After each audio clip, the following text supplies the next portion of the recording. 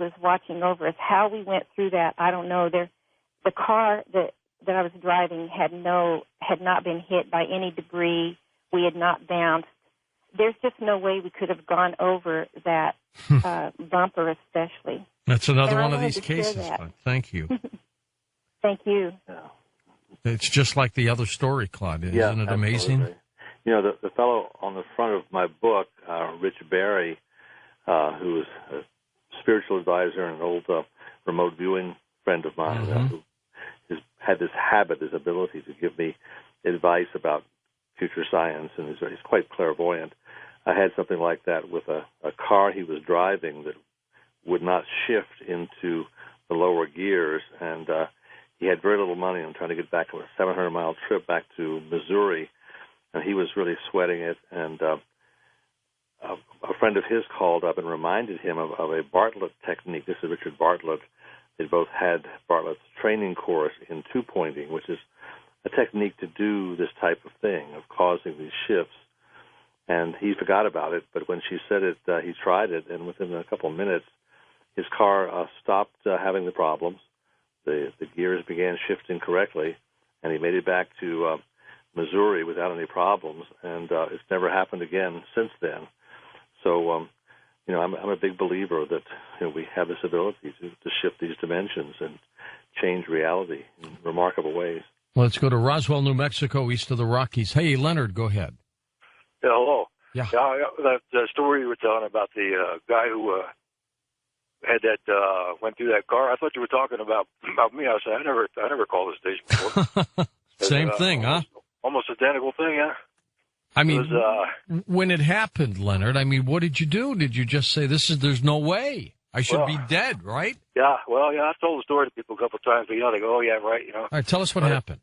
Well, I'm 59 now. I just got out of the Army. This is in 73. And so I was whooping it up a little bit, and I just bought this old pickup truck. It was a 1950 Ford. And you couldn't downshift it because the transmission wasn't that good.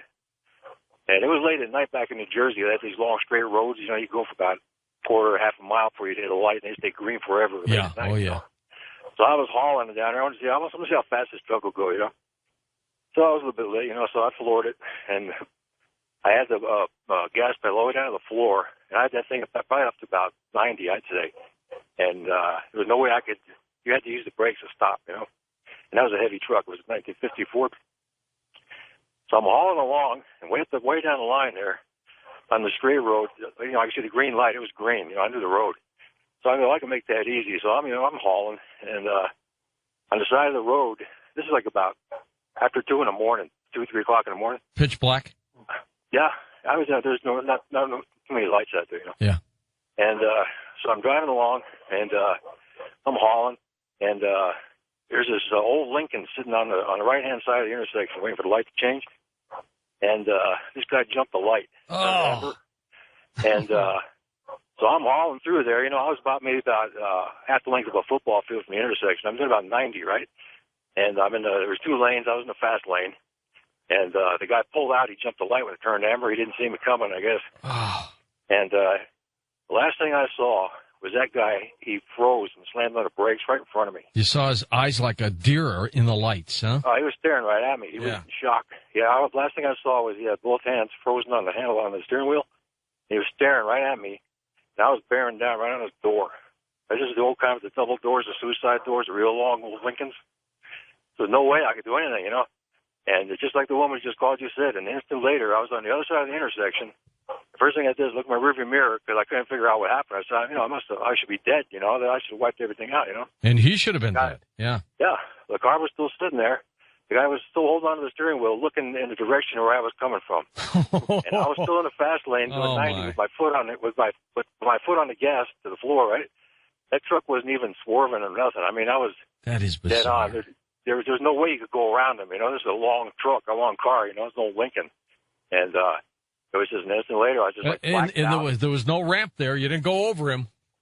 No, it was just an intersection on a main road back there in New Jersey, Until I was living in New Jersey. This is in 73, so, and there wasn't a lot of traffic, so, and like I said, it was late at night. But, I went right through that car. and that guy was still looking the other way. I mean, I saw the first thing I did. I was looking in the rearview mirror, and I could see the back of his head. He still had both hands on the steering wheel. The guy was in shock, you know. And he probably still is, Leonard. You know? Oh yeah. I mean, the thing about it is I was bearing right down on his door. That was the last thing I remembered seeing. And then an instant later, I was like 20 feet away on the other side of the intersection, still barreling along down the lane, you know. Well, Claude, let me ask you this, based on Leonard's story and the one I told you earlier. And Leonard, thank you. What is it? This is all conjecture on your part, but what is it that allows that to happen? I mean, is it an angelic thing where somebody says, you know, I want to save Leonard and I want to save this other guy in the car? Or are there helpers who say, no, this isn't Leonard's time, so let's get him through this? Or is there something else out there that basically dematerializes these objects? That's what happened. These are physical objects. They collided, but they went through each other. It was almost as if every particle from his car and every particle from the other car somehow didn't touch as they all went through each other. Yeah, they all become unsynchronized. Yeah. They're not synchronized with one another as they normally would be. So something causes them to shift synchronization, so they pass right through. But why? I don't know. I don't know. You know what? It's an honest answer. I do believe it's spiritual. I do believe that it's higher dimensional. You do think it's spiritual? I do, yeah.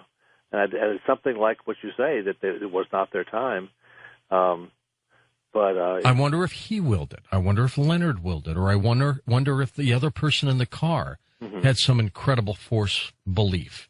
He did it. I believe that people can do that. I believe that there are cases where people are able to will it like that. And who did it, I don't know. But when I was... But it happens more often than, like this show. I mean, it happens more often than you would think. And when people start looking for these cases, it is amazing how often they come up. When I was in St. Louis, I must have been 33 years old, okay? A million years ago. I'm driving, and it's got some patches of ice on what we called Highway 4064. I'm coming from way out in the west. I go up a little hill, and I come down this hill, and we have more patches of ice down there. And all of a sudden, I see maybe 5 or 6 cars all turned in different directions. At that time, that highway was just 2 lanes. One way, 2 lanes the other way. So there's 2 lanes on this highway. I'm going down, and there are 5 or 6 cars in both these lanes, spaced out. All of them turned the other way. That's how patchy the ice was. A race car driver would have a difficult time maneuvering through that. I tap my brakes a little bit. Not a lot. You can't, because you'll go sliding like crazy. Just to try to slow the car down. I'm coming up over this hill, and lo and behold, there's ice, there's cars, everybody's turned around, nobody's going. And I said, I'm going to crash. There's no way I'm going to get out of this one. My car hits a patch of ice. It starts spinning like an ice skater in an Olympic meet. And as God is my judge, Claude, this car spins around all the cars. I mean, it's coming up to hit one. It does a spin. It comes up to the next one, which is more toward the right. It spins to the left, and it just keeps spinning back and forth. It went through all of them and then ended up facing the direction I was going on dry pavement, and off I went. It was a miracle. Yep. I don't know who pulled me through it, but something did. Yeah, I believe that. You just shake your head. That's all you can do. But it's a story I'll never forget. Yeah. And Leonard will never forget. Yeah. And the guy who called me 2 years ago, he'll never forget. Yeah. I just don't know what does it. And I don't know if science will ever be able to tell us that, will it? Yeah, I don't either. But those stories happen a lot, and we have to pay attention to it. Let's get a quick one out of Tammy in Olean, New York. Go ahead, Tammy, about a minute or so for you. Hi. Yeah, I had something similar happen to me about 4 years ago, but it was a little different. I was on my way to work from one location to another, and they didn't know for sure that I was coming there. Called the place that I was and asked if I would soon be getting there. And I'm thinking, okay, I just called you 5 minutes ago and told you that I was going to be there.